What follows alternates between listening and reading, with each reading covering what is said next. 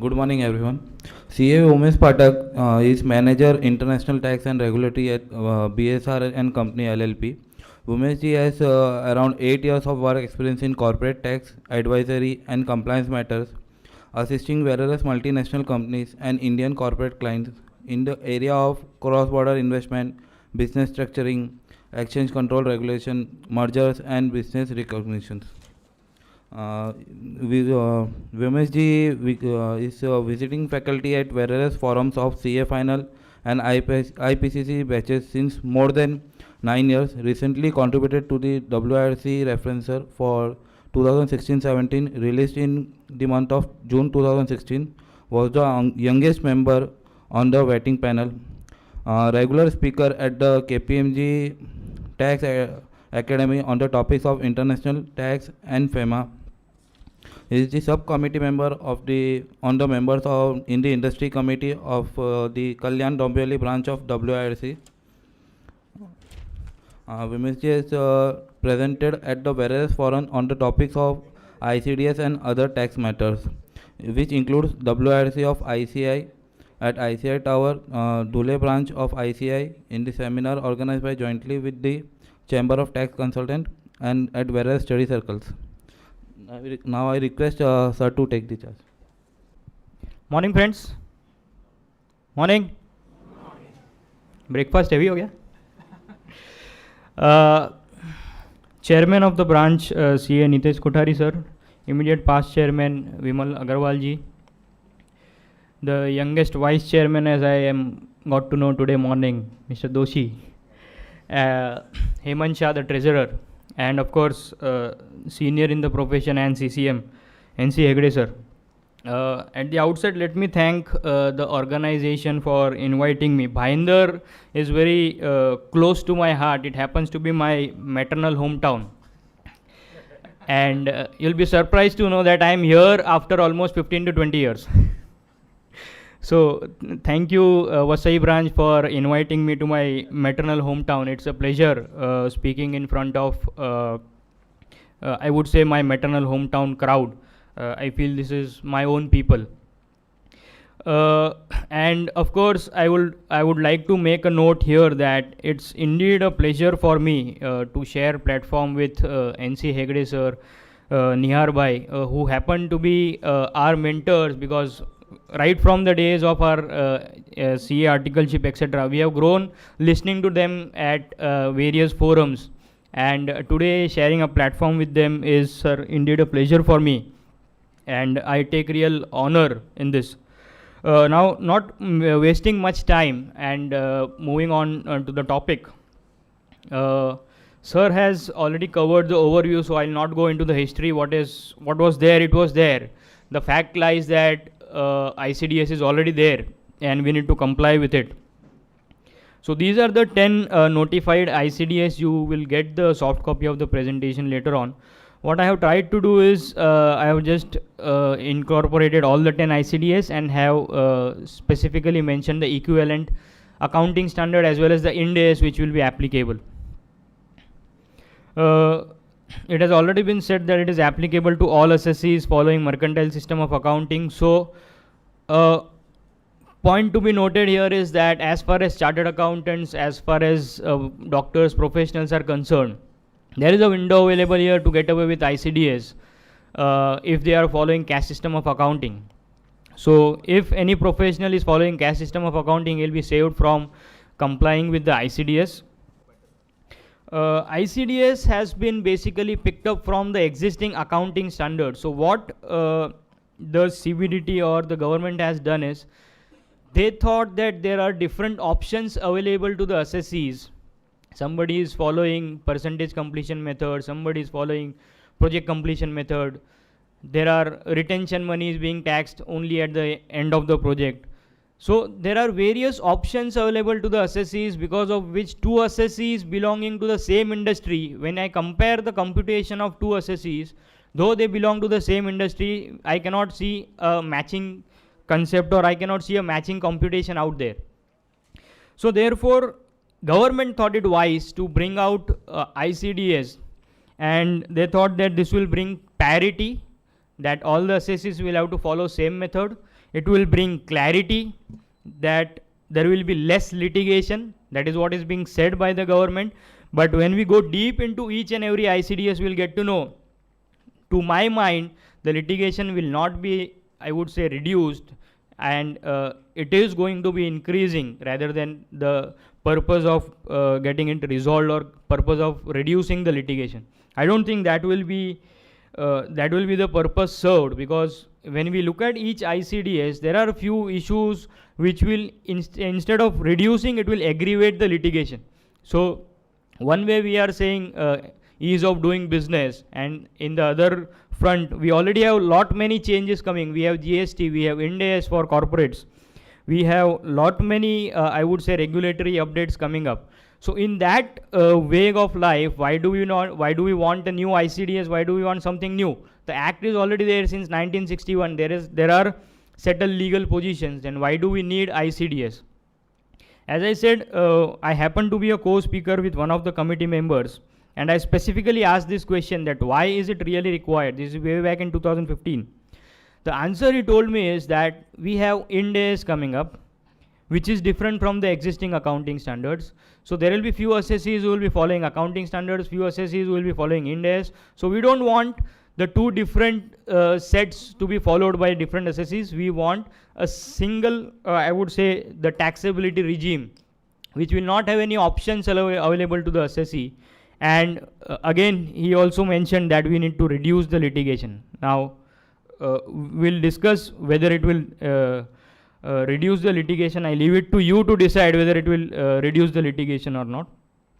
Now, if ICDS is to be, now ICDS is coming into picture by virtue of section 145 subsection 2. Now the question is whether ICDS can tinker with something or the basic concept of taxability. Now when we say taxability is always governed by the scope of total income, section 4, section 5, section 7, section 9, etc.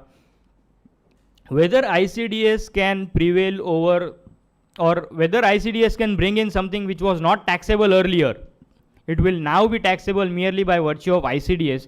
The technical answer to that question should be no, though we will see in some instances that in fact there are cases where those income were not chargeable to tax earlier, which are now brought to tax. For example, ICDS 10 contingent asset. Now, as a practice, we all know that contingent asset is never recorded in the books of account. But now ICDS 10 says that even a contingent asset has to be recorded in the books of accounts. Now, when you say contingent asset, you will have a corresponding income in the profit and loss account. So therefore, this income is never been recorded in the books of account. Even then, this will now be required to be charged to tax by virtue of ICDS 10. So therefore, the real question is, can it override the main core sections? Whereas when you look at all the preambles of each ICDS, it always says that ICDS cannot overrule the provisions of the act. Now, having said that, obviously the assessing officer, we all know how they practice.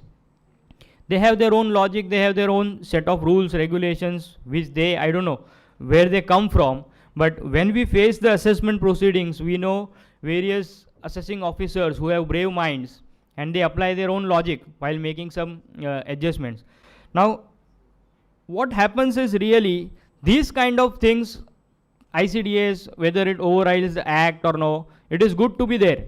Even if it was not written, I will always say that a notification cannot override the act. It is as simple as that. But having said that, there are officers who will be inclined to follow ICDS over the act, even though it is written there. They will go by their own logic. We'll have to fight it up before the tribunal, before the CIT appeal. And again, we know how CIT appeal largely in 75-80% of the cases, they generally follow the order of the assessing officer. So therefore, by going by this logic, I believe that though technically it should not override section 4, 5, but there are chances assessing officer having his own wit, he'll be having his own thinking functionality, and he will try to I would say bring those factors into consideration and again lead to litigation. Another aspect which sir has already touched upon, I'll just dwell on it for a single minute or so. whether it will override the Supreme Court rulings. Now, as we all know that Article 141 of the Indian Constitution says that Supreme Court judgments are to be followed by all the courts. So effectively, Supreme Court judgments are the law of the land. So whether the law of the land can be changed merely by a notification. Now, notification is nothing but a delegated legislation. The reason being, if you want to make an amendment to the act, it has to pass through the parliament.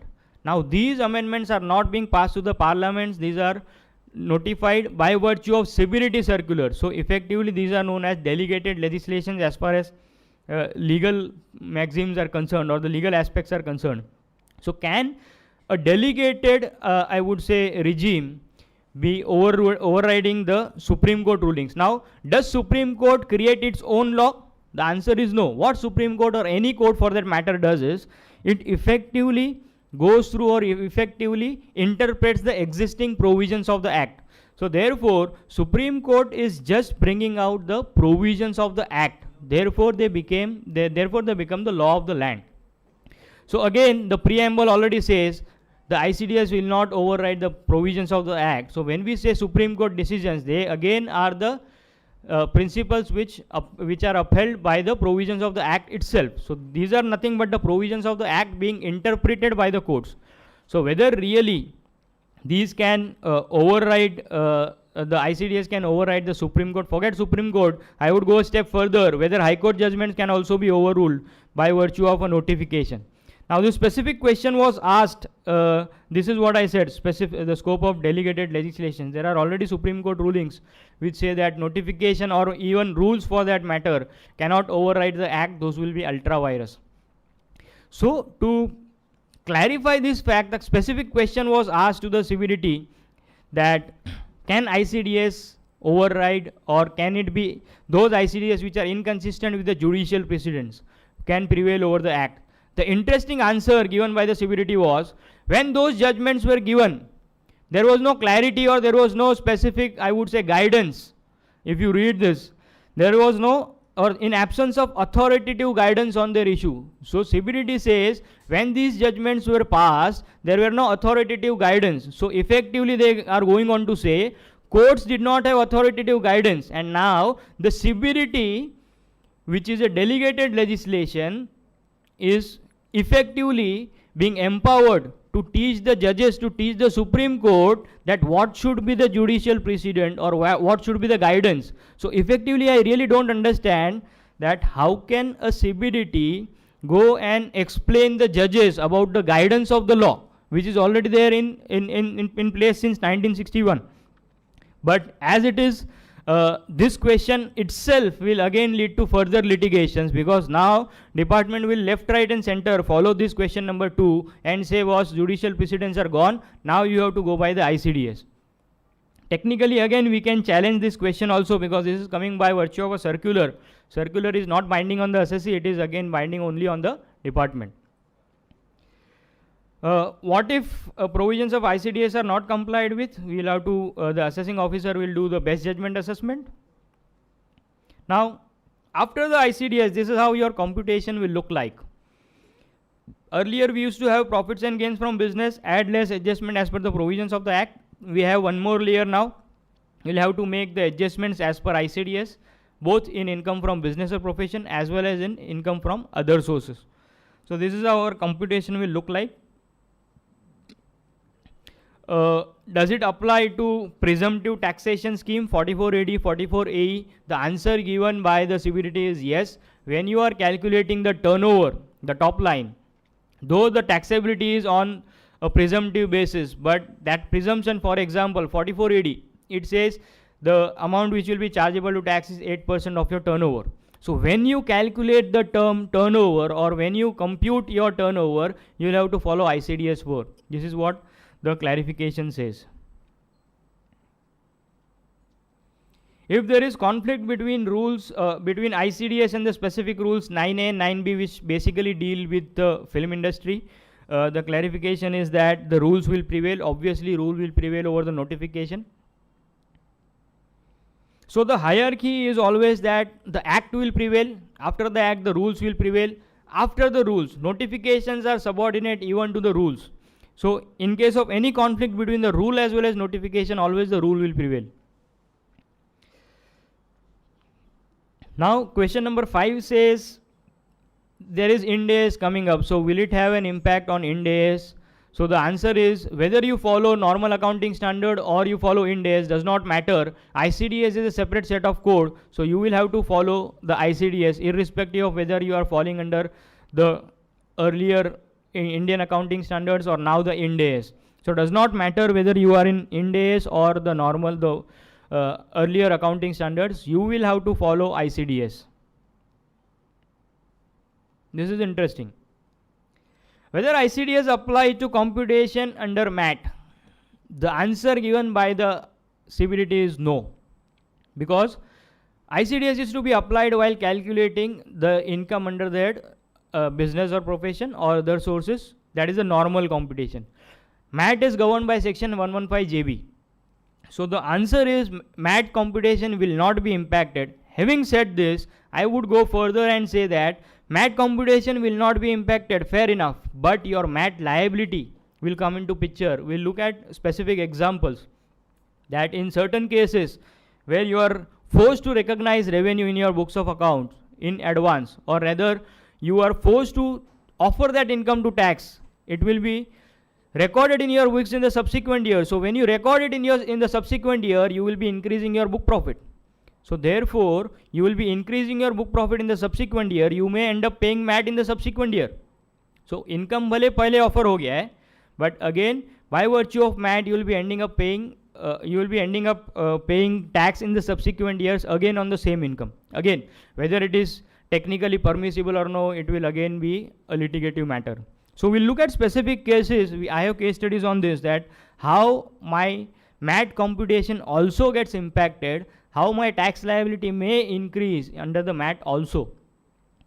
AMT, yes, AMT is nothing but it talks about adjusted total income. So when I compute total income, it will be as per my normal provision. So ICDS will be applicable for AMT cases also. Whether ICDS applies to banks, NBFCs, the answer is yes.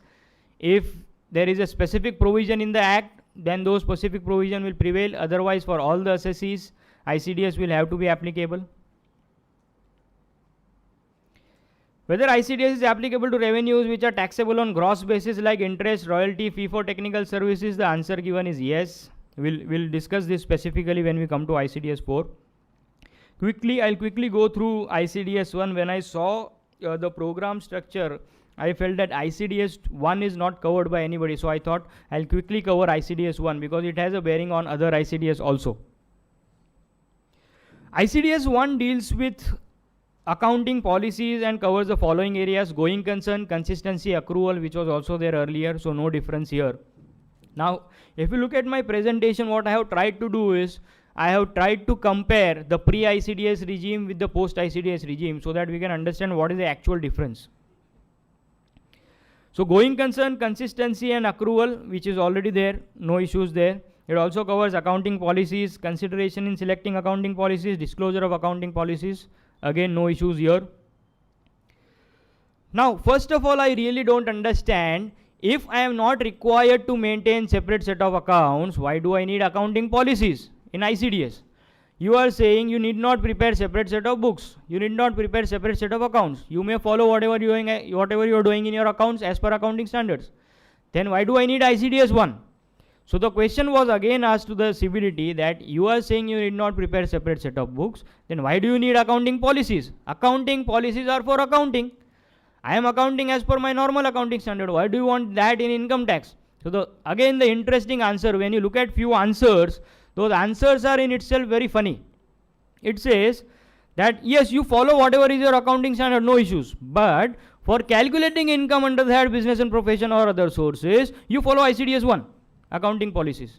So भले आप बोल रहे हो अलग books maintain मत करो, in a way you are forcing me to follow in ICDS 1, and though I will not be preparing separate set of books, I will be preparing multiple Excel sheets. I would have been happy had you said me you prepare separate set of books. It would have been a formal channel. Now that you are not asking me to have separate set of books, I will be ending preparing multiple Excel sheets for a single ICDS. एक ICDS के ऊपर 10 Excel sheet बन गया, which will not be signed by the auditor. So again, when I go for the assessment, assessing officer said the first question will be, assuming he knows what ICDS is, he will say, have you followed ICDS? The answer is yes. So what is the backup? This is the tax audit report.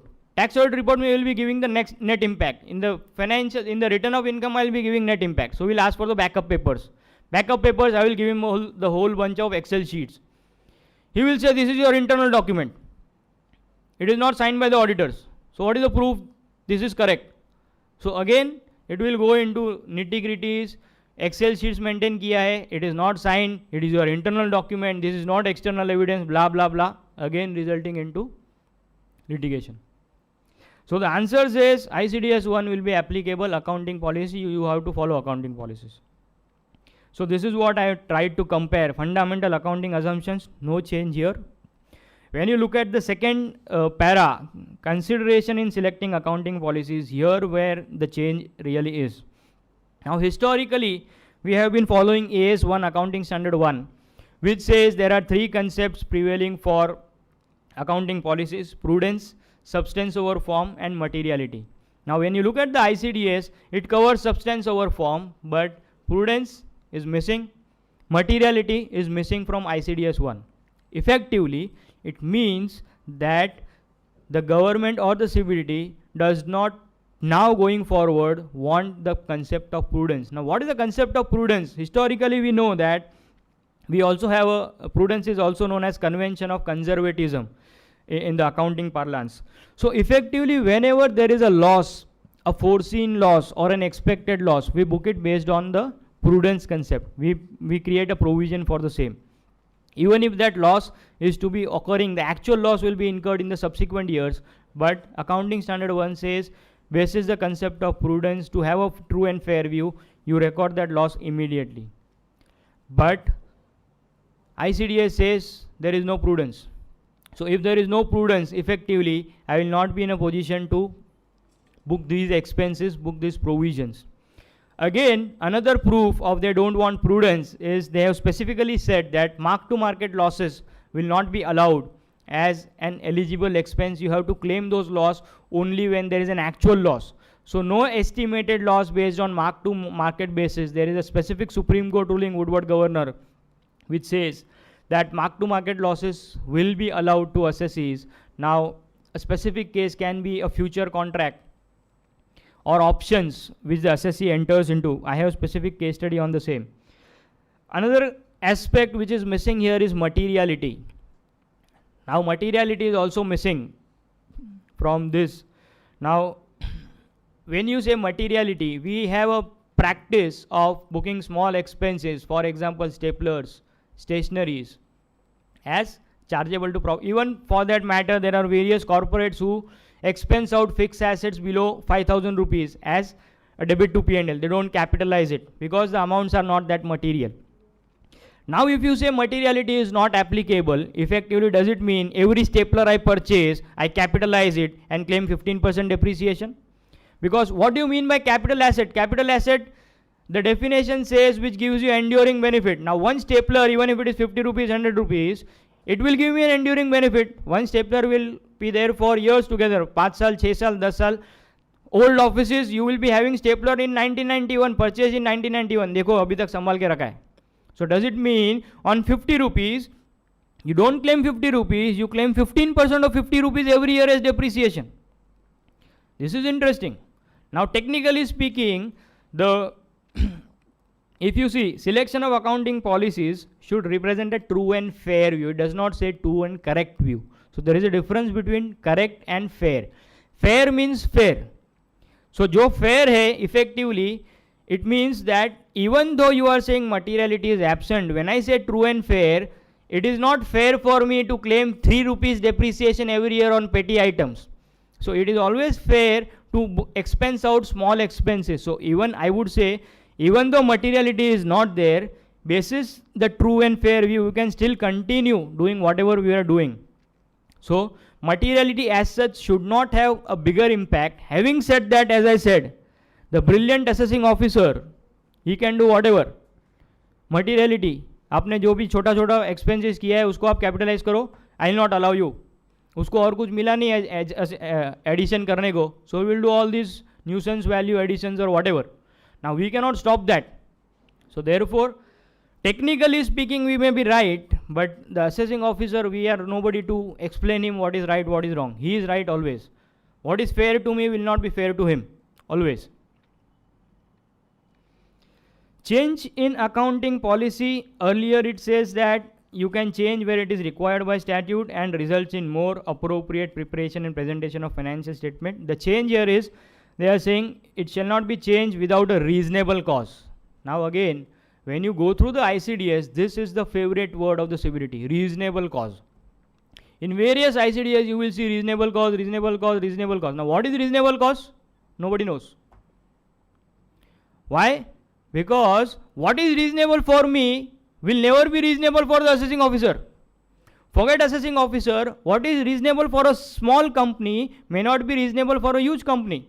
So it is a very subjective term. So the question was asked, what is reasonable cause? Again, brilliant answer given by CBDT. It says, under the Act, reasonable cause is an existing concept and has evolved well over the period of time, conferring desired flexibility to the taxpayer and the assessing officer, which is missing here, in deserving cases.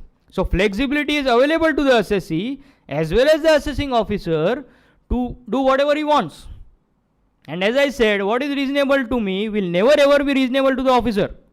So again, fight the battle. So on a lighter note, I would say there are only two authorities in India who can write the law. Finance Minister is not the one. The assessing officer who will write your first assessment order. If you don't agree, you fight.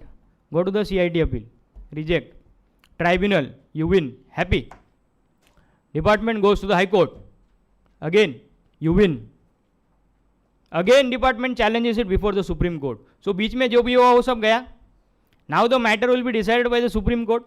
So to my mind, the order of the CIT appeal, if it is a substantial matter, order of CIT appeal tribunal High Court has no bearing beyond a point. Of course they will be having persuasive value, but ultimately your first order assessing officer ने जो pass किया, that will be the law for you because it will be followed in the subsequent year also. Then जब तक तुम्हारा वो supreme court का order आता है उस पर 20 साल 25 साल आई डोंट नो कंपनी बंद होने के बाद, that will probably give you the relief and that will be the final law. बीच में जो भी हुआ वो नलीफाई होने वाला है. Because if you go on fighting, अगर आपके अगेंस्ट में आए तो you will go before the high court, अगर डिपार्टमेंट के अगेंस्ट में आए तो they will go before the high court. So on a lighter note I would say what ever finance minister is doing that is fine, but these are the only two authorities who have the right to change the law और who have the right to interpret the law in the way they want. So assessing officer is the one and the Supreme Court is the another authority, I would say. So as I said, expected loss will not be allowed. Now expected loss, we all know that earlier there are various judicial precedents which allowed the expected losses. Now absence of prudence, expected loss will not be allowed. Mark to market, I have a case study which will not be allowed. Concept of materiality, this we already discussed. Now again, as I said, reasonable costs, which is not defined under the Act. So I have just tried to bring out, though the CBDT refused to answer what is reasonable cost, I have just tried to list down what can be a reasonable cost, which again is based on the past experience of the law as well as the accounting standards. To represent a true and fair view, to meet statutory requirement, more appropriate preparation, these can be the reasons given for changing the accounting policy. Now this is the case study on prudence, as I said. Suppose you can change the date, it is February 2017, there is a typo error there. So assume a company X Limited enters into a 3-month future contract, and that is to purchase shares of ABC Limited, 100 shares at the price of 350 rupees. So on February, I enter into a future contract to purchase 100 shares. 3 months means March, April, May. It will be expiring somewhere in the month of April end or May. The contract will expire in April, in this case 2017. As on 31st March, now Woodward Governor as well as accounting standard, I would say 11 if I am not wrong, which deals with exchange differences, etc., allows me to claim mark to market expense on the year end. Now, absence of prudence and the specific mention in ICDS 1 that mark to market is not allowed, all the assessees who are having futures, contracts, etc., those will be impacted. Now, what will be the impact? Assuming on 31st March the price goes up. जो 350 में मैंने purchase किया था, now assume the price goes to 360. So there is a 10 rupees gain, multiply by 100, 1000 rupees gain. If the price goes down, 340 हो गया, there is a 1000 rupee loss. This is a simplistic example, you may add as many zeros as possible. So 1000 rupees loss. First of all, let us take a case of loss. 1000 rupees loss. ICDS 1 says unless specified by ICDS 6, you will not be allowed mark to market loss. When you look at ICDS 6, I think nearby will be covering ICDS 6. So when you look at ICDS 6, it only covers forward contracts in terms of monetary items and not otherwise. So therefore, futures is not covered by ICDS 6. So it comes back to ICDS 1. ICDS 1 says mark to market not allowed. So this 1000 rupees loss will not be allowed to me. So look at the scenario 1, loss. What will happen in my books of account? I will follow AS 11. I will follow accounting standards. So I will book that loss in my books of account. Pre-ICDS, again, Woodward governor allowed me to claim this loss. I would have claimed this loss. Now it says you will not be allowed this loss. What happens to gain? Earlier, again, following the concept of prudence, I never offered this to tax, because as far as the income is concerned, unless it is virtually certain that I will be able to collect this income, I never offered it to tax. So therefore, gain I never offered earlier, loss I claim. That is what pinched the severity. कि तुम gain को offer नहीं कर रहा है. They go by logic, their own logic. तुम loss claim कर रहा है, but gain offer नहीं कर रहा है. ऐसा नहीं चलेगा. You will not be allowed the loss. जब भी actual loss होगा तभी claim करो. So, situation post ICDS was you will not be allowed the loss. What happens to gain? ICDS was silent. So effectively again a window open to the assessing officer. However, thankfully they have answered this question in FAQ question number 8. It says that whatever procedure or whatever process you follow for loss, same thing should be applicable to the gain. So effectively अगर आप loss allow नहीं कर रहे हो तो जब भी gain होगा वो भी tax नहीं होगा. Hopefully this will rest at least this litigation to peace. These are all the disclosure requirements, significant accounting policies, any change. And here one interesting thing is, when you change your accounting policy, earlier you used to report it in the year when there is a change. And suppose there is no material impact on your financial statements, you just state the fact that there is a change in the accounting treatment or the accounting policy. However, it does not have material impact on my financial statements. ICDS 1 says, वो तो आप करो ही. But जब भी there will be a material impact 2 years later, 3 years later, you report in that year again कि जो 2 साल पहले मैंने accounting policy change किया था उसका impact आज हो रहा है. So effectively every year while preparing your financials, while preparing your computation, you keep a track. 2 साल पहले कोई policy change किया था उसका impact अभी है क्या? नहीं है. चलो 3 साल पहले कोई किया था उसका अभी कोई impact है क्या? So effectively though there may not be material change, but as a process you will have to keep a track of that, which again increases the burden. So where is the ease of doing business? Now coming to ICDS 4, revenue recognition.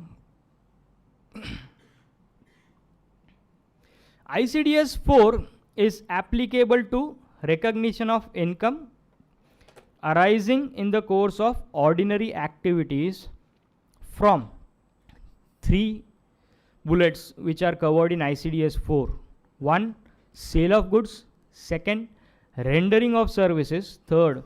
Use by others of the person's resources yielding interest, royalties, dividends.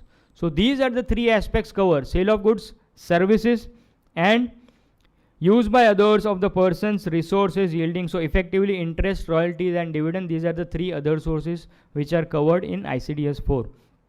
Now the very first question that comes to my mind, and even in the minds of various real estate developers, whether ICDS 4, forget ICDS 4, even ICDS 3 should be applicable to real estate developers.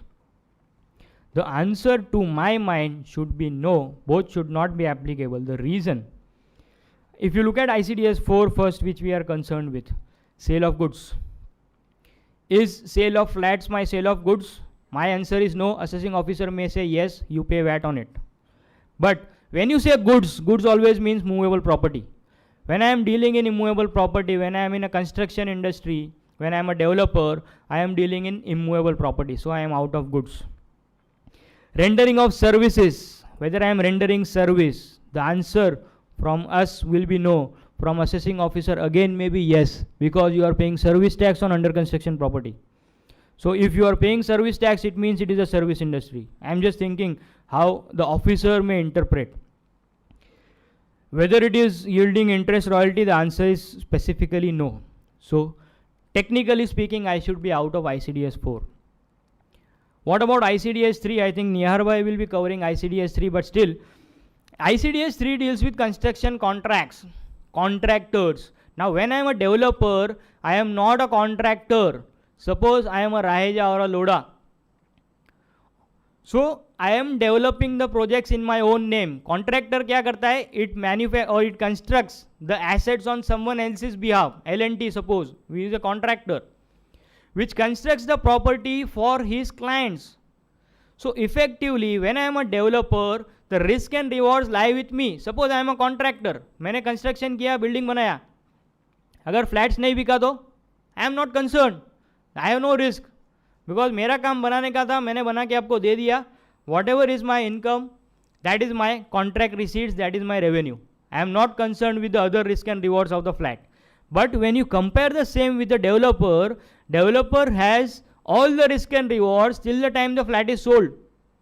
अगर नहीं बिका तो मेरा खुद का loss है. So therefore, I am not a contractor. I am a developer developing in my own name.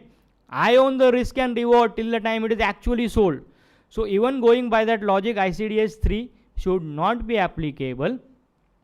And for a specific reason, if you go back to the history, tax accounting standard 10 or tax accounting standard. So effectively, if you look at the history in 2010, earlier government, there were 14 tax accounting standards which were issued.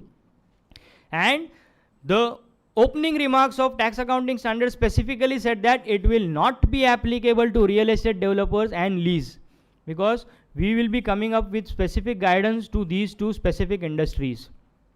Going by that logic also, now if you compare again ICDS with tax accounting standards, they are more or less on the same lines. So if you read everything together, logically it can be said that it should not be applied. Logically. Again, to bring clarity, the question was asked to the CBDT, in absence of any guidance on ICDS 3 or 4, please let us know whether it will be applicable to real estate developers. This is the answer. Again, interesting. At present, there is no specific ICDS. They accept the fact there is no specific ICDS. But they say, for real estate developers, BOT projects and leases, therefore, relevant provisions of the Act, that is fine. They go further. And ICDS shall apply to these transactions as may be applicable. So again opening a window. इसके पहले जब तक ये answer नहीं था, everybody was in the real estate industry was taking a view it should not be applicable. Even today they are taking the view it should not be applicable. There is a specific guidance note available for accounting of real estate transaction issued by the ICA that should continue to apply. But now with this question and this very interesting answer, my dear friend assessing officer will say, देखो question answer क्या बोला है, specifically ICDS will apply. So therefore, you have not followed ICDS. I will do best judgment assessment. Though there might not be much difference between ICDS 4 and the, I would say the guidance note, but still, you have not followed ICDS. I will do best judgment assessment. So I will do whatever I want. Because of this answer, this is not clarificatory. I would say this is harming the understanding of the industry and again poking into the developers and the real estate, even BOT projects for litigation. Had this answer been not there, I would have been happy, or even the industry would have been happy that yes, there is a certainty. But now with this, even if you come to a conclusion that ICDS 3-4 as we just discussed should not be applicable, logically it should not be applicable. Because of this, you never know. Now, coming to each individual aspect. Revenue from sale of goods, when it will be recognized, now this is somewhere in line with the accounting standard 9 AS 9. not much of a difference as far as goods is concerned. When the property in the goods has been transferred for a price, or all significant risk and rewards of the ownership have been transferred, and the seller retains no effective control over the goods. So effectively, whenever you transfer your risk and rewards, you have to recognize the revenue, which is what accounting standard 9 also says.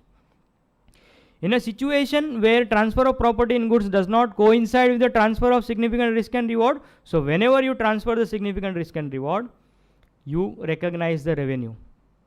Further, it goes on to say escalation of price or export incentive. If there is an uncertainty, you should not recognize that revenue, or rather you cannot recognize the revenue. You are given the option that when there is uncertainty. So reasonable certainty is something here again, reasonable. What is reasonable? Reasonable certainty of ultimate collection is relevant for booking the revenue. So when you are talking about escalation of price, now escalation of price may be on account of say inflation, increase in the cost, etc. So again it depends on the agreement of the purchaser, whether he agrees with the escalation or no.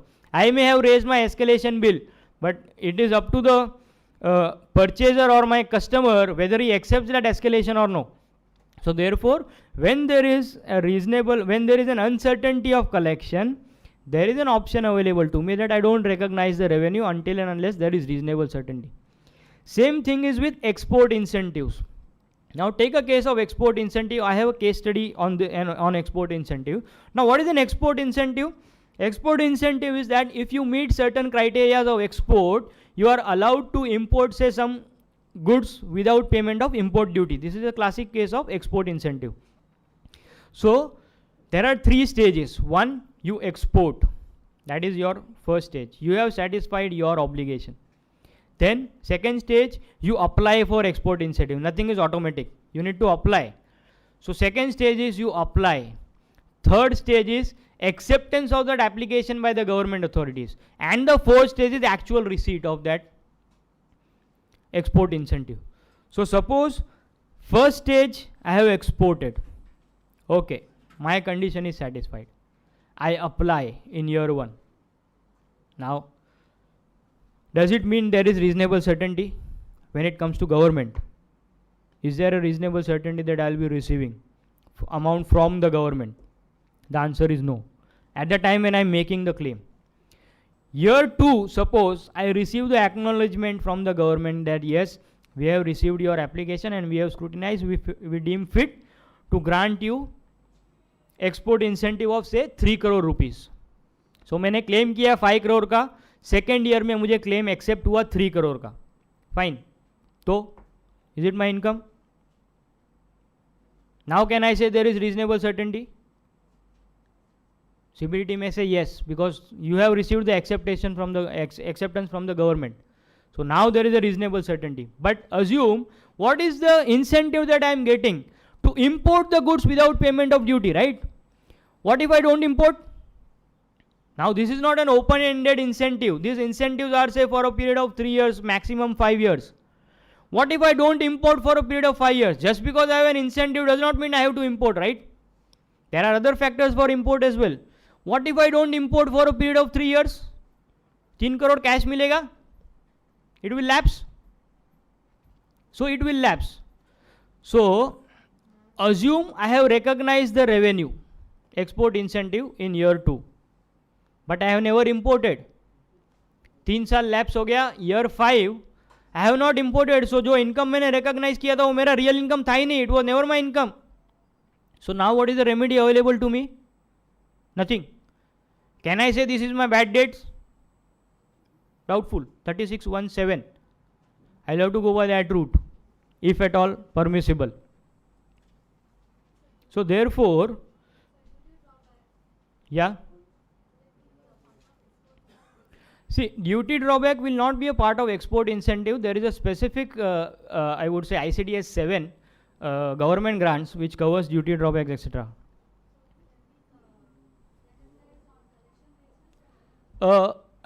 We are not covering ICDS 7, right? But still, to answer to your question, there are 2 conditions for any incentive given by the government grants.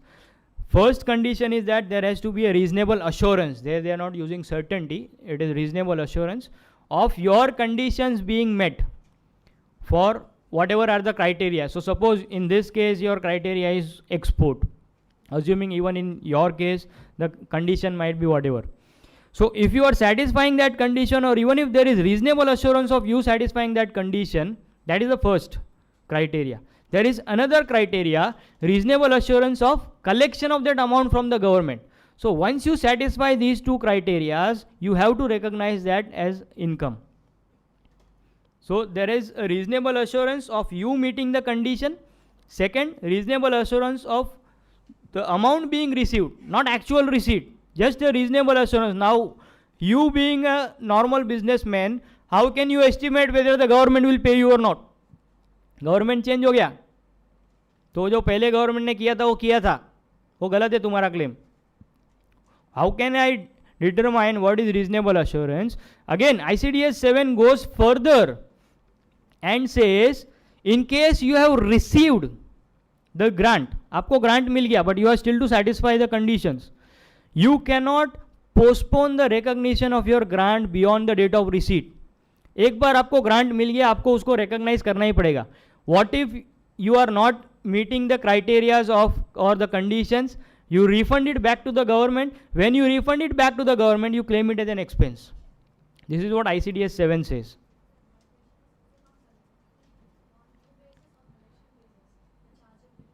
Chargeability is on due or collection, whichever is earlier. So once you receive, you cannot postpone the recognition, even if you say that the reasonable assurance is not there for meeting the conditions, which is covered by ICDS 7, not ICDS 4. So again, on the very point of export incentive, going back, there is a Supreme Court decision in the case of Excel Industries, 358 ITR 295, which says that there are two legs here. One is eligibility and one is when you actually avail that benefit. So the taxability should be in the year when you actually avail, because if you are not importing, it is just a piece of paper, it is nothing else.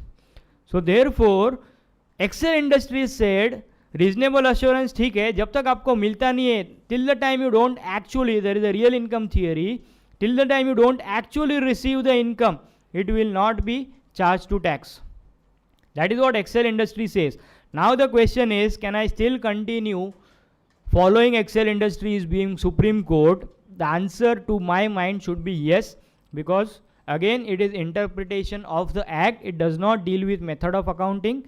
So therefore Excel Industries can still be followed, and we can say that in the year in which I import, this should be chargeable to tax. Coming to recognition of revenue in terms of service, here there is a change. The change is, in terms of service industry, you and me both fall in the service industry. Assuming we don't follow cash system of accounting, you need to recognize the revenue on percentage completion basis. Accounting Standard 9 allows project completion method for service industry. ICDS 4 says you need to compulsorily follow percentage completion. There were recommendations made or representations made before the government authorities that this will bring undue hardship to the service industry. You should not come out with percentage completion for the service industry. Therefore, relief has been granted in case of service industry in the revised ICDS. The relief is only for the service where the term of the contract does not exceed 90 days. So 90 days tak you can continue following project completion method. If your rendering of service goes beyond 90 days, you will have to follow percentage completion method. Another aspect is that when you are rendering the service on a continuous basis, assume a retainership arrangement of a chartered accountant or retainership or even an AMC, annual maintenance contract, which is in which the service is provided on a regular basis, on a continuous basis. In that case, ICDS 4 says you can recognize the revenue on a straight lining basis. Assuming you are providing service on a monthly basis, you recognize your revenue on a monthly basis on a straight lining method. So here the important change is percentage completion. Now what do you mean by percentage completion? You go back to ICDS 3 because ICDS 4 says the provisions of ICDS 3 shall mutatis mutandis be applicable to ICDS 4 as well. So we go back to ICDS 3 and look at what do you mean by percentage completion, how do you determine percentage completion. So revenue and cost proportionate to the stage of completion to be recognized. So you need to recognize based on your stage of completion. Suppose 50% is the project stage, completion stage, you recognize the revenue and expense both to the extent of 50%. Now how do you determine the stage of completion? There are three options or three methods available. One, the proportion of cost incurred up to the reporting date to the estimated total cost. So अभी तक कितना cost मेरा incur हो गया? Assume the total project cost, estimated cost is 100 crores. Assume I have incurred 50 crores till date. Then my stage of completion will be 50% based on the first method. Second, surveys of the work performed. Suppose if it is a civil work or whatever, then based on the surveys done by the engineers, etc., you may determine the stage of completion. Last, another option is completion of physical proportion of work. So completion of physically suppose there was 6 machines to be constructed, 6 machines to be provided, the service of whatever. Then based on the number of machines that you have already completed, suppose I go to ICDS 3, construction of 8 floors. So assuming I have completed 8 floors, I have completed 50% physically. So these are the three options or three methods which are available for determining what is the stage of completion. Progress payments and advance received are not determinative of the stage of completion. So whatever are the advances received from the customer, that has no bearing on the stage of completion. Stage of completion has to be strictly as per ABC above. It cannot be based on कितना advance मिला है. Now again the officers have an habit कि आपको कितना advance मिला है, आपको 20 crores का advance मिला है, उसको revenue आपने क्यों नहीं दिखाया? I assume out of this 20 crores, 15 crores is your revenue. You have understated your income. So therefore there is a specific provision which says progress payment and advance received has no bearing on the completion. During early stages of contract, where the outcome of the contract cannot be estimated reliably, contract revenue is recognized only to the extent of cost incurred. Now we all know AS7, which deals with contract revenue. It says that during the early stage, you recognize revenue only to the extent of cost. So जितना cost हुआ है उतना ही मेरा revenue. There is no income per se. It is nil. But AS7 is silent on what do you mean by early stage of completion. So there were various practices followed by different SSEs. I have seen industries following 25% stage of completion. I have practically seen various industries following 30% completion. कि जब तक 30% नहीं होगा मैं revenue recognize नहीं करेगा. I have even practically seen people keeping that threshold at 40% because AS7 is silent. वहाँ पे कोई guidance नहीं है. So I have seen people 40% तक भी मैं revenue recognize नहीं करूँगा. That is what AS7 says. Now ICDS says early stage of completion cannot go beyond 25%. So एक बार आपका 25% हो गया, you have to recognize the revenue, you have no choice. So when you say 25% revenue recognize करना पड़ेगा, in my books of accounts, I will be following whatever is as per my accounting standard. So again there will be a difference between my books of account and my taxable income. I have a case study on this as well. So coming to next part, that is interest. Now interest shall accrue on time basis determined by outstanding rate, amount outstanding and the rate of rate applicable. This is fine. The issue is later on. What do you mean by time basis and what happens to the concept of accrual or real income for that matter. Interest on refund, taxes, duties, etc. will be deemed to be received in the year of will be deemed to be taxed in the year of receipt. It will be taxed in the year of receipt. Discount on premium on debt securities shall be spread over the term of securities. Royalties shall accrue in terms of the whatever is there as per your contract. Royalty shall accrue as per your contract. Dividend, for dividend you go back to section 8 of the Income Tax Act. ICDS has no guidance on dividend. Now this is what comparison, as I said, sale of goods, pre-ICDS, post-ICDS, no difference. However, when you look at accounting standard 9, there are few examples, few guidance given on recognition of revenue. We can still rely on those examples because principles remain the same. So you can rely on the examples given in AS 9 for sale of goods. Rendering of services, as I said, proportionate completion or completed service, both were the accepted method, both are the accepted method as per accounting standard, but ICDS says percentage completion if the project is beyond 90 days. Consulting engineering for, if it is not in relation to construction contract, yes. If it is in relation to construction contract, even the related service will fall in ICDS 3.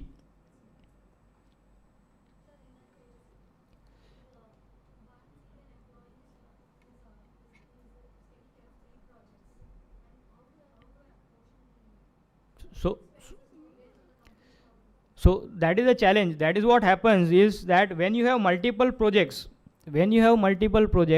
how do you determine the proportion? So the proportion can be whatever you have cost incurred. Suppose the salary of that employee is say 1 lakh rupees per month, 2 lakhs per month, assuming he works on 3 projects.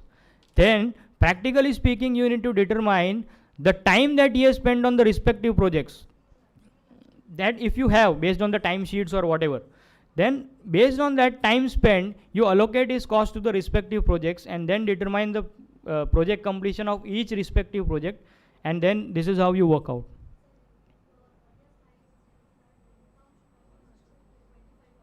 Yes.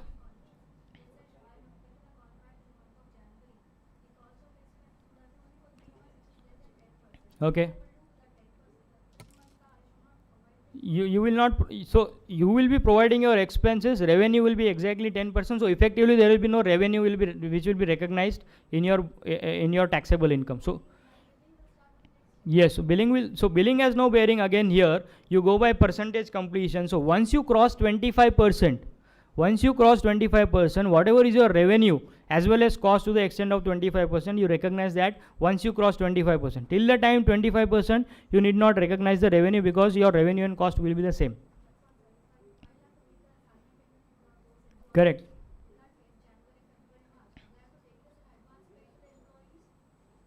So that will be the cost to you. That will be a cost to you. When you recognize the revenue, you will not be recognizing your income to that extent.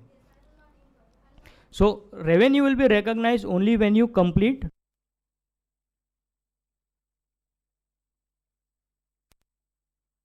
So because whatever is the expense that you have already claimed, right? So in the first year, your expense and income will be the same, effectively speaking. So if you look at the wordings, yes. So if you look at the wordings during the early stages of contract, which is your case 10%, when the outcome of the contract cannot be estimated reliably, contract revenue is recognized to the extent of cost incurred. So 10% is your cost, whatever is your salary cost, your revenue will be exactly to the extent of that. So effectively there will be no income, no loss.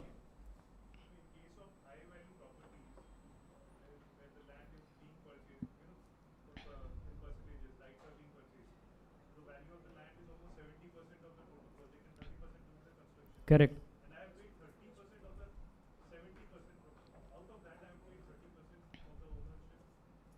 So are you a developer or you are a contractor?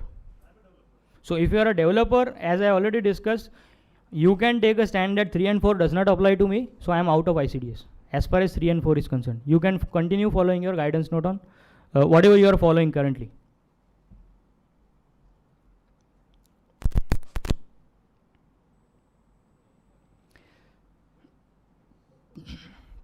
So coming to recognition of interest income, AS 9 says that it has to be recognized on time basis, which is what ICDS also says. Now, as per Income Tax Act, we know that many a times interest is taxable on accrual basis. We have Supreme Court rulings in the case of ED Sassoon, etc., which says that you should have right to receive that interest. Until and unless you have right to receive that interest, merely because the time has passed by, that income is not at your disposal. You have no right to receive. So if there is no right to receive, it is not my income at all. So therefore it should not be charged to tax. So now again the question arises, when you say time theory, the concept was also there before, whether those judicial precedents can still be continued to be applied, and the concept of real income versus time basis is still a reality even considering the ICDS. What happens to sticky loans? We'll discuss that as well. Recognition of royalty income, it is same what was there as per accounting standard, not much of a difference. Dividend also, we go back to the act, accounting standard will continue as far as dividend is concerned, and we go to section 8 of the income tax act as far as dividend income is concerned. Uncertainty in collection of interest and royalties, this is again what I said, real income theory. So AS9 says it would be, if it is unreasonable to expect the ultimate collection, you don't recognize the revenue. Whereas ICDS says time, based on time. So what happens? Now that there is no prudence, can I still claim that even though the time has gone by, even though the 6 months or 1 year, whatever is the period duration for the interest has gone by, but there is no right to receive that income, should I still offer that to tax? So again, this is a point of litigation. There are judicial precedents, as I said, right to receive, it is on Supreme Court, as well as interest income to be accrued on coupon date, as this is what Bombay High Court says in the case of Credit Suisse. So all these judicial precedents and considering the FAQ which we just saw, again will lead to litigation. The position of the assessee remains the same. It should be charged to tax because the ICDS's income computation and disclosure standards, it only deals with computation. Whether the income is taxable or not should still be governed by section 4, section 5, section 9, whatever. So therefore, if it is taxable, only then I come to ICDS. If it is not taxable, there is no question of coming to ICDS. So I will still argue that the concept of accruals should still prevail, and until and unless I have the right to receive, this income should not be brought to tax. But again, when you look at the FAQ, it says those judicial precedents were given when there was no guidance available. Now this is the guidance. So if you say this is the guidance, it has to be charged to tax on time basis. So again, this will lead to litigation. So again, even in the case of NPS, there are Supreme Court rulings in the case of Godhra Electricity and State Bank of Travancore, which says that the income should be charged to tax only on the basis of real income theory. जब भी actually मिलने वाला रहेगा, जब भी actually I have the right to collect that amount. Now again, same question was asked. Reasonable certainty you are saying only in the case of sale of goods. You are not saying reasonable certainty in the case of interest, royalty, dividend. So if there is no reasonable certainty in case of interest, royalty, dividend, then what happens?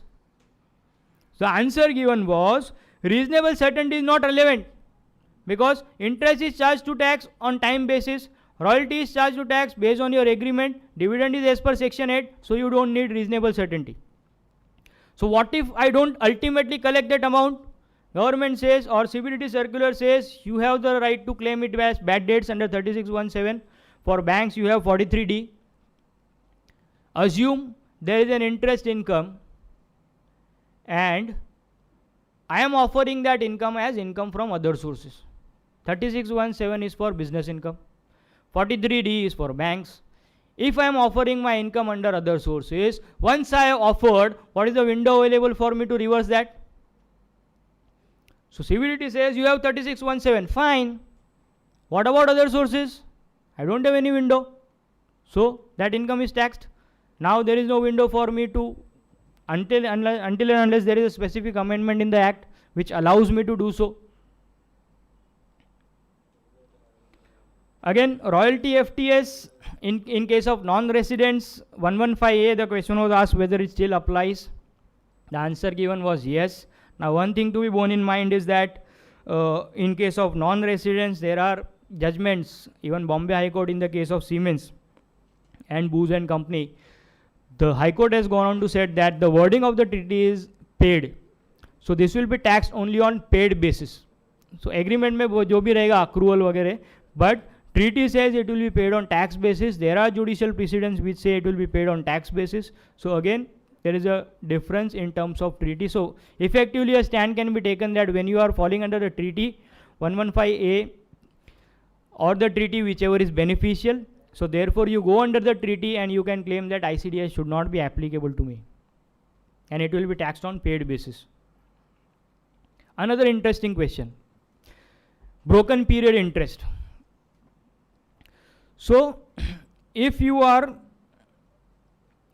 a security for which you receive the interest say after the year end, and ICDS says you need to recognize the revenue on time basis. So assuming till 31st of March I have recognized that revenue on time basis. Later on, when I go on to sell that security, will I be allowed that interest which I have already offered as a deductible expense? CBDT circular says yes, you can. So it says yes, the amount already taxed as interest income on accrual basis shall be taken into account for computation of income arising from such sale. Very good. Benefit to the assessee. But under which section? This is a circular which says you will be allowed. When I compute my capital gains, I only have two options available, rather three options. One is my cost of acquisition. Second is cost of improvement, which will not be there in terms of securities. Third is expense in relation to sale. Where do I fall this into? In which bracket? So even if circular says this will be allowed, there will be a challenge under the act. So again, in terms of conflict between circular and the act will prevail. Act does not allow me to include interest as a cost. Technically speaking, strictly speaking, it is not my cost of acquisition. Though you can still argue that this can be a part of my cost of acquisition, but if you go by the literal interpretation, it may again give rise to a litigation or a point of view on that. So this is the case study that I am saying on percentage completion. Suppose a simple example, the contract is for a period of 2 years. A obtains and executes a service contract. Billing milestone is 60%. तो जब तक 60% नहीं होगा मैं bill नहीं करूँगा. I will not bill it to the client. At the end of year 1, A has completed 50%. A has completed 50%. So ICDS says 25% हो गया, आप recognize करो. Accounting standard 9 allows me to follow project completion. I am following project completion in my books of account. So I will not offer any revenue in year 1. I will offer entire 1000 in year 2 as far as my books of account is concerned, which is the left side, pre-ICDS. 1000 rupees is my books, is my profit, or rather income in the year 2, not in year 1, because I am following project completion in my books of account. ICDS says percentage completion. I have completed more than 20%. In year 1, assume I have completed 50%. So since I have completed more than 25%, I have to offer 500 as income. As per ICDS, books में 0, ICDS में 500. Assume tax rate to be 30% excluding surcharge says, I end up paying 150 tax in year 1. Pre-ICDS, no tax paid in year 1. Post-ICDS, I pay tax in 150 in year 1 itself. What happens in year 2? In my books of account, I entirely offer 1000 as my revenue. Uspe समझो 30% is my tax payable. So 300 was the tax which I used to pay in year 2 in the pre-ICDS situation. अभी क्या होगा? Again, the balance 500 will be charged to tax under ICDS because 500 has already been offered to tax. तो ये balance 500 पे 150 is the tax. Effectively, I pay 150, 300. Right? Under the normal provisions, I end up paying 300. Big deal. I am just preponing the collection of tax, which I would have 300, which I would have paid in year 2. 50% of that I am paying in year 1. Cash flow effect. I am preponing the payment of tax. This is one implication. Second implication is under MAT, because second year my books of account will show 1000 entire revenue. So as per MAT, my book profit is 1000, whereas as per my income tax it is 500. So on 1000 rupees, On 1000 rupees in year 2, assuming I have to pay MAT. What will be the MAT rate? 18.5%. So 185 is my MAT liability. If you compare 185 versus 150, you end up paying MAT. So 185 is your actual liability in year 2 and not 150. So effectively you compare situation pre-ICDS, situation post-ICDS, you pay 35 higher. Impact number 2, additional tax outflow. Not only preponement but additional tax outflow. Overall tax liability बढ़ गया. अभी ये MAT credit मुझे मिलेगा in the subsequent years only if I have the tax liability under the normal provisions. If I still fall in the MAT in the subsequent years, after 15 years, this credit will lapse. So this is my additional tax liability. If you compare 335, 35 is what I pay extra, both the years together. Plus, I prepone my tax liability by 150 rupees. So मेरा 150 rupees से cash flow कम हो गया. In year 1, that hits my cash flow.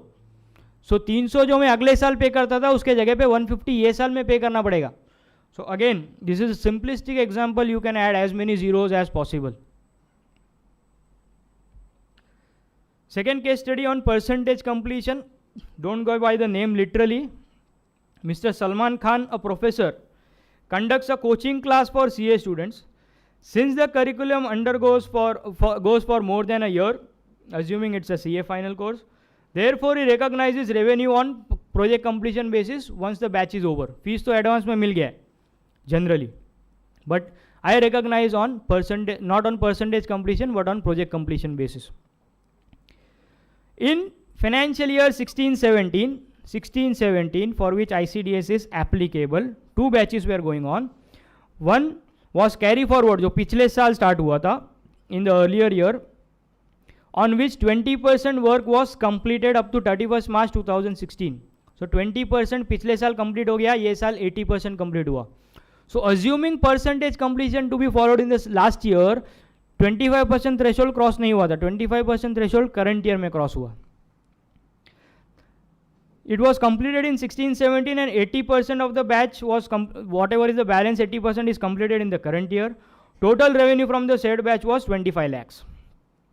In respect of other batch, it was started in March 2017 and only 10% of the work was complete. So it is less than 25%. So effectively, total revenue from both the batches is 25 plus 16. What happens? Let us go batch by batch. First batch 25 lakhs, 80% completed in the current year, 20% completed in the last year. What do I do?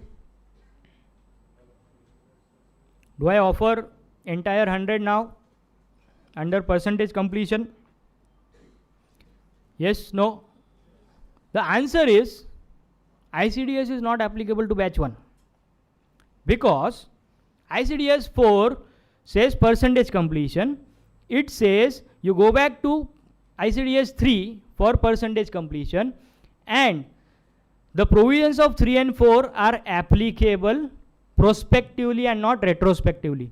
So whatever are the contracts entered into or service entered into on or after 1st April 2016, only those will be covered under ICDS.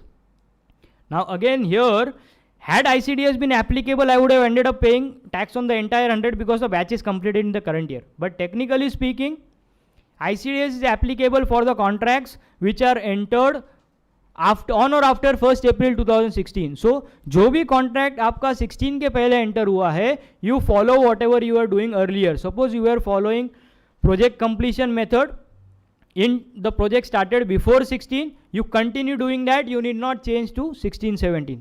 That is point number 1, that is to be borne in mind. Second case, जो 16 lakhs वाला fees है उसमें 10% ही complete हुआ है, so I will have to follow ICDS for the second batch because this batch is started in the current year, but since I have not completed 25%, I will not recognize any revenue over and above 10 lakhs.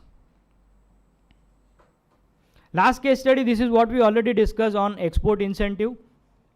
A Limited is engaged in the business of providing service to overseas clients. It is entitled to duty credit on exports. Such credit can be utilized against payment of custom duty on import on capital goods. It will lapse after 3 years, exactly the same example that we took. On account of exports made in year 1, I am entitled to duty credit of 3 crores. Duty credit of 1 crore is utilized on year 2. Further credit of 1.5 is utilized in year 3.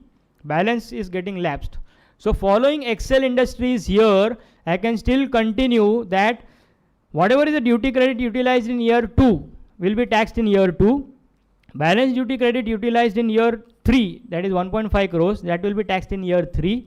Balance 50 crores should not be charged to tax because that has been lapsed. I have not received that at all. It is just a piece of paper for me.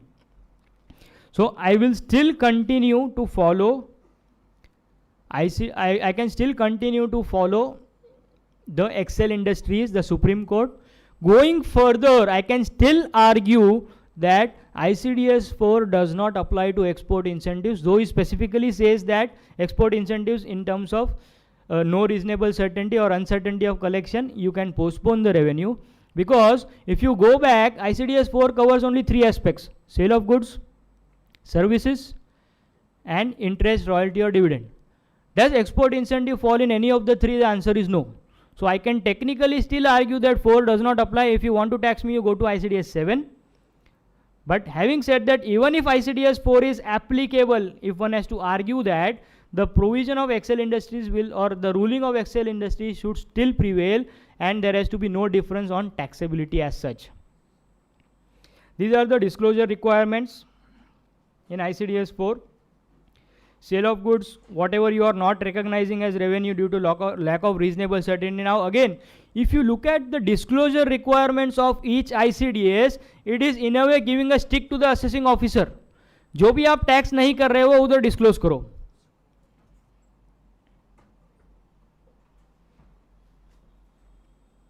जो भी आप disclose नहीं कर रहे हो या offer नहीं कर रहे हो, you disclose there.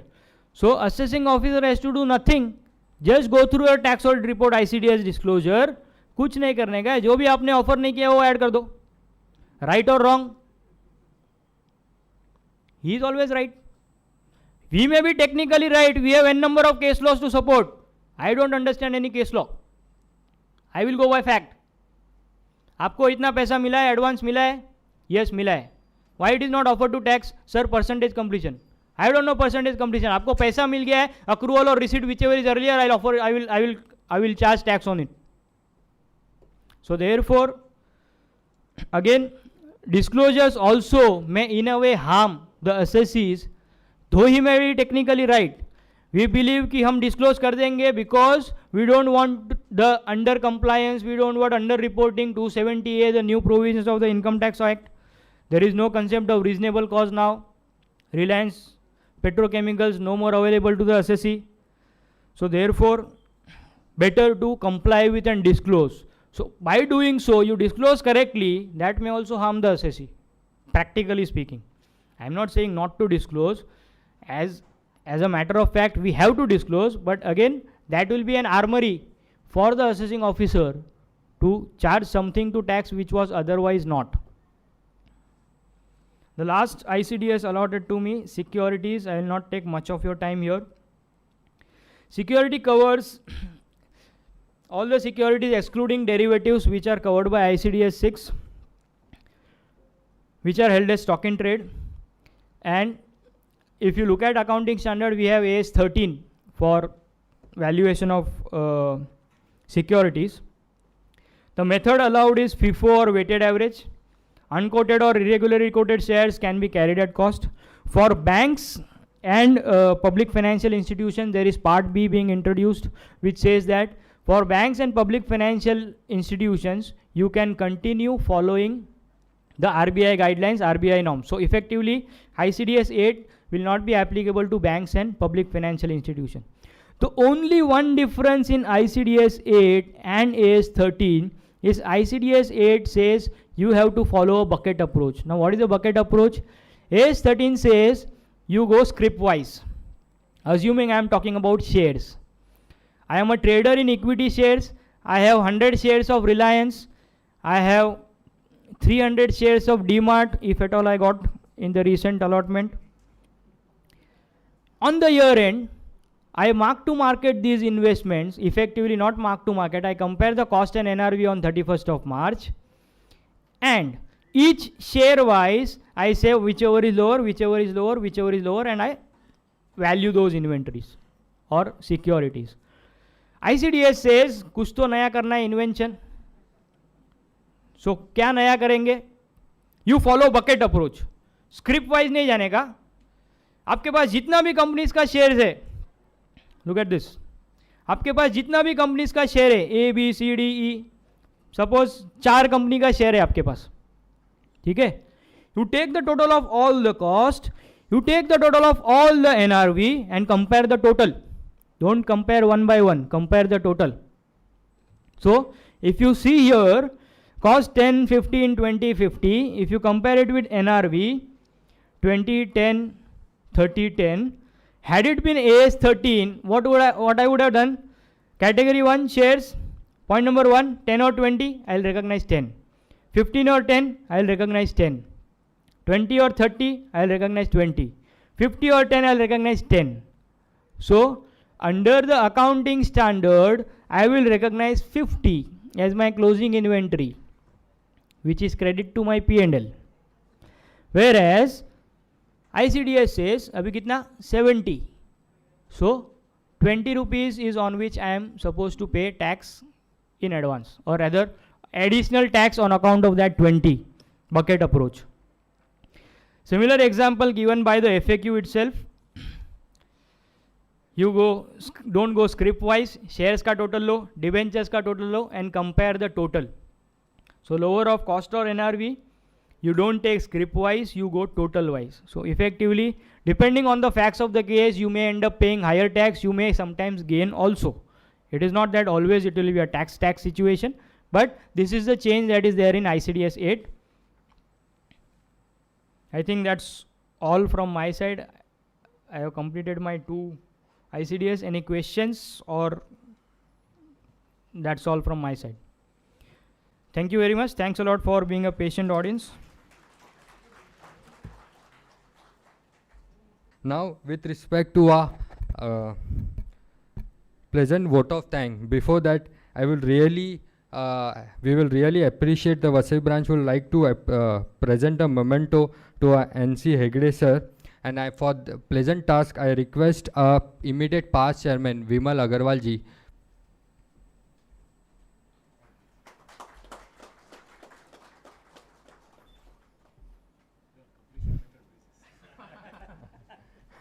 Now to present a memento to Yomesh Pathak sir, I request branch chairman Nitesh Kothari ji.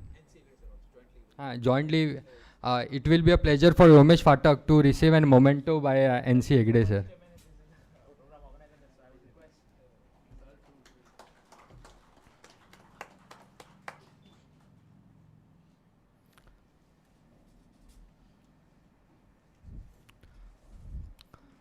Now coming to a pleasant task of vote of thanks, and I request our branch vice chairman Sumit Doshi to present a vote of thanks. Good morning, friends. So as instructed to present a vote of thanks, I'll just like to give you a background. Vasai branch, it is for the first time we have scheduled a program on ICDS topic. We were quite worried that whether we will receive the benchmark registrations of, let's say, at least 55, 60 or not. Until last week, we were equally worried until unless a SMS was shoot out from Delhi. Thank you, sir, for that.